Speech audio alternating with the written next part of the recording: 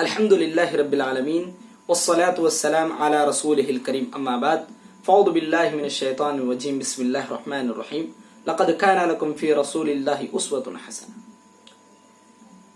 हर किस्म की बड़ाई, किबरियाई, हम्द व सना उस वहदहू ला शरीक के लिए है जो खालिक़े कायनात, मालिके अर्ज़ व समा और मुदब्बिरे इंसो जान है।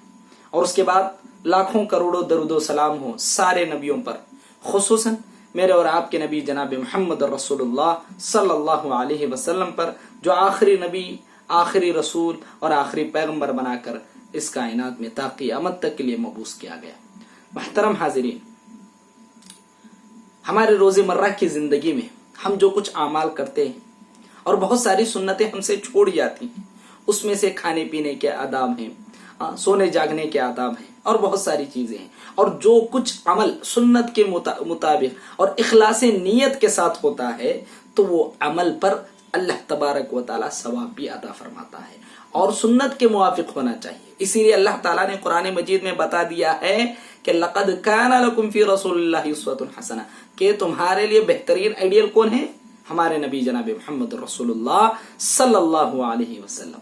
महतरम हाजरीन, आइए हम इस वीडियो के अंदर देखते हैं कि मुख्तसरन सोने और जागने की सुन्नतें क्या है, हम सुन्नत के मुवाफिक उस पर कैसे अमल कर सकते हैं। सबसे पहली चीज कि अल्लाह के नबी सल्लल्लाहु अलैहि वसल्लम की आदत ये थी कि रात के सोते वक्त अल्लाह के नबी हुक्म दिया कि हम अपने दरवाजे को बिस्मिल्लाह के जरिए से बंद करें। बिस्मिल्लाह कहकर अपने दरवाजों को बंद करें, जिससे क्या होगा? हमारी जान की हिफाजत होगी, हमारे माल की हिफाजत होगी, हमारे अहलो अयाल की हिफाजत होगी। खासकर जिस घर के दरवाजों को बिस्मिल्लाह कहकर बंद कर दिया जाता है, ऐसे घरों के अंदर शैतान कभी दाखिल नहीं होगा।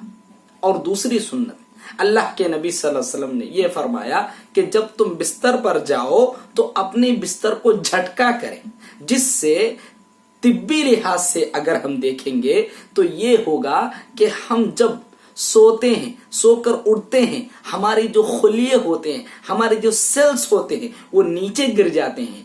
और जब दोबारा हम झटके बगैर सोएंगे तो यही सेल हमारे जिस्म में दाखिल होकर बुरे अमराज पैदा कर देते हैं। तो इससे भी हिफाजत होती है जब हम अपने बिस्तर को झटक कर दोबारा सोएंगे।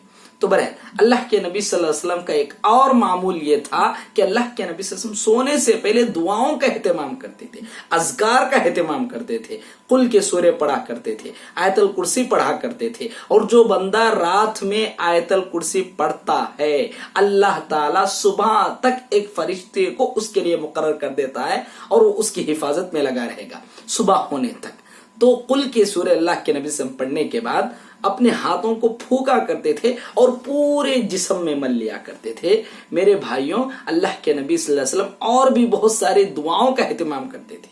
सूरे मुल्क की तिलावत करते थे। सूरे मुल्क पढ़ने की वजह से क्या होगा, उसका फायदा क्या है? जो बंदा सूरतुल मुल्क की तिलावत करता है हर रात, अल्लाह ताला उसको कब्र के अजाब से महफूज अता फरमाएगा। और उसके बाद अल्लाह के नबी सल्लल्लाहु अलैहि वसल्लम का मामूल ये था कि जब रात में नींद बेदार होती तो ला इलाहा इल्लल्लाह वहदहू ला शरीक लहू लहुल मुल्कु व लहुल हम्दु व अला कुल्ली शैइन कदीर अल्हम्दुलिल्लाह सुब्हानल्लाह ला हौला वला कुव्वता इल्ला बिल्लाह, ये दुआएं, ये जिक्र करते थे। और अल्लाह के नबी सल्लल्लाहु अलैहि वसल्लम ने सीधे राइट जानिब सोने का हुक्म दिया है। और अल्लाह के नबी सल्लल्लाहु अलैहि वसल्लम जब सोते थे तो अल्लाह के नबी का जो हाथ था, सीधा हाथ था, गाल पर हुआ करता था और राइट साइड सोया करते थे। यह आदत भी होनी चाहिए। और बहुत सारे लोग सोने में एहतियात नहीं बरतते और सोते भी ऐसे हैं कि अपने होशो हवास को नहीं संभालते और उल्टा सोते। और आमतौर पर बहुत सारे लोगों की आदत होती है कि उल्टा सोते।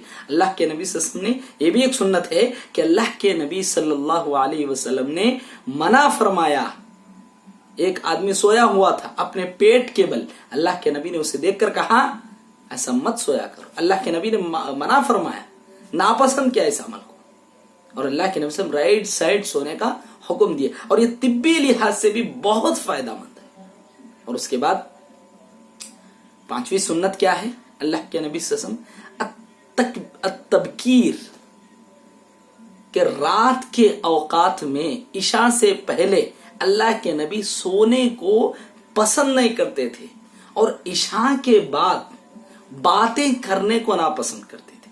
میرے بھائیوں خیال رکھے، آج کے نوجوان، آج کے مسلم امت ایسی ہے کہ رات 12 بجے تک ان کی نیند نہیں کھلتی، 12 بجے تک ان کی آنکھ نہیں لگتی، وہ سوتے نہیں ہیں. ہماری زندگیاں ایسے گزر رہی ہیں اور ہمارا کاروبار بھی کب شروع ہوتا ہے؟ 10 بجے 11 بجے شروع ہوتا ہے. حالانکہ اللہ کے نبی صلی اللہ علیہ وسلم کی دعا یہ ہے، اللہم بارک لامتی فی بکورہا، اے اللہ جو صبح سویرے نکلتے ہیں ان کے کاروبار میں برکت عطا فرمائے. دیکھو ہم اتنی بہترین دعا سے غافل ہو چکے ہیں، محروم ہو رہے ہیں کہ ہماری دکانیں 10 بجے کھل رہی ہیں. اللہ اکبر، کیسے ہمارے کمائیوں میں برکت آئے گی؟ ہم دعا تو کر رہے ہیں، ہم کاروبار تو کر رہے ہیں، لیکن وہ برکت والا نہیں ہو رہا ہے. کیوں؟ کیونکہ ہم اس دعا کے مستحقی نہیں بن رہے ہیں. میرے بھائیوں اللہ کے نبی صلی اللہ علیہ وسلم کا معمول یہ تھا کہ رات کو عشاء کے بعد جاگتے نہیں تھے، فوراً سو جایا کرتے تھے، جس سے صبح میں فجر کی نماز پڑھنے کے لیے خود بخود اذان ہوتے ہی نیند بیدار ہو جائے گی. اور اس کے بعد اللہ کے نبی صلی اللہ علیہ وسلم کی ایک اور سنت یہ تھی کہ اللہ کے نبی وضو کیا کرتے تھے، باوضو ہو کر سوتے تھے. حالانکہ اللہ کے نبی صلی اللہ علیہ وسلم جنوبی ہونے کے باوجود بھی باوضو ہوتے تھے. وضو کا معاملہ الگ ہے، غسل کا معاملہ الگ ہے.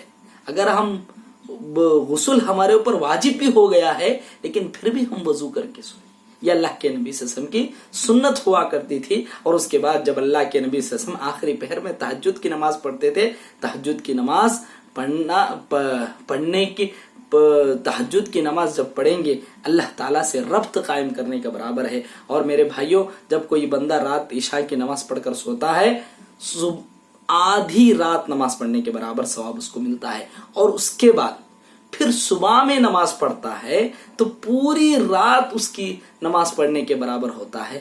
اور آخری سنت یہ ہے کہ اللہ کے نبی صبح میں بیدار ہوتے الحمدللہ الذی احیانا بعدما اماتنا والیہ النشور پڑھا کرتے تھے. میرے بھائیوں صبح اللہ کے نام سے شروع کرتے تھے. بہرحال یہ سنتیں ہیں سونے اور جاگنے کی. ہم اپنی زندگی کو اللہ کے نبی صلی اللہ علیہ وسلم کے سنت کے مطابق بنائیں. اللہ تبارک و تعالی سے دعا ہے پروردگارہ سننے سے زیادہ عمل کرنے کی توفیق عطا فرمائے. آمین آمین یا رب العالمین. وآخر دعوانا ان الحمدللہ رب العالمین. السلام علیکم ورحمۃ اللہ وبرکاتہ.